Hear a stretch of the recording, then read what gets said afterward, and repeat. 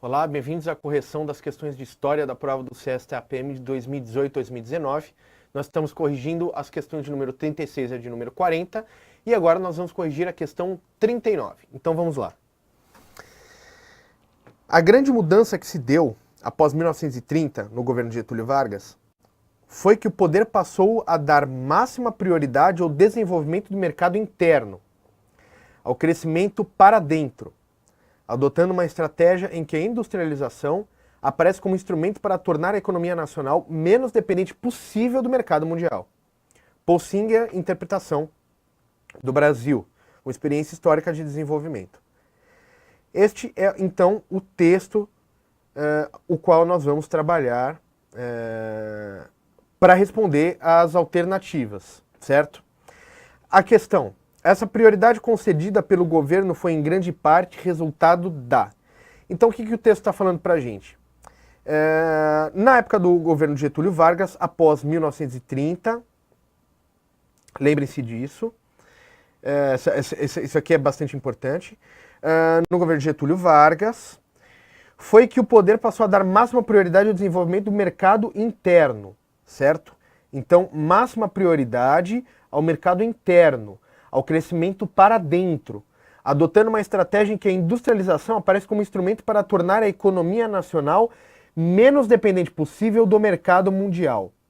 Então aqui nós temos uma prioridade para o desenvolvimento interno e uma preocupação em que a economia brasileira seja menos dependente possível do mercado mundial. E aqui ele está perguntando o porquê.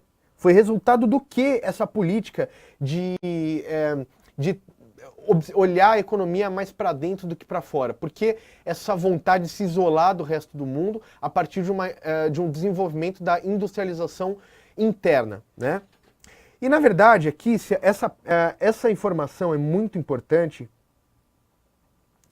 porque ela responde a questão para a gente se a gente lembrar de algo muito importante que aconteceu na década de 30. O que todas as pessoas, o que a gente vê nas aulas de história que aconteceu em 1930, na década de 30 e alguns anos depois. A grande depressão da Bolsa de Valores. Então, houve uma recessão econômica absurda nessa década, que quebrou vários países, quebrou várias empresas. Você provavelmente vai se lembrar disso das suas aulas de história, que você está usando para estudar para os concursos. Então, a depressão que se sucedeu à década de 30 foi a grande responsável por essa preocupação que não só o Brasil teve, mas outros países também tiveram, em depender o menos possível do mercado internacional, que estava sofrendo uma influência negativa absurda da queda da Bolsa de Valores durante esse período, que era o período em que o Getúlio Vargas comandava o Brasil. Então,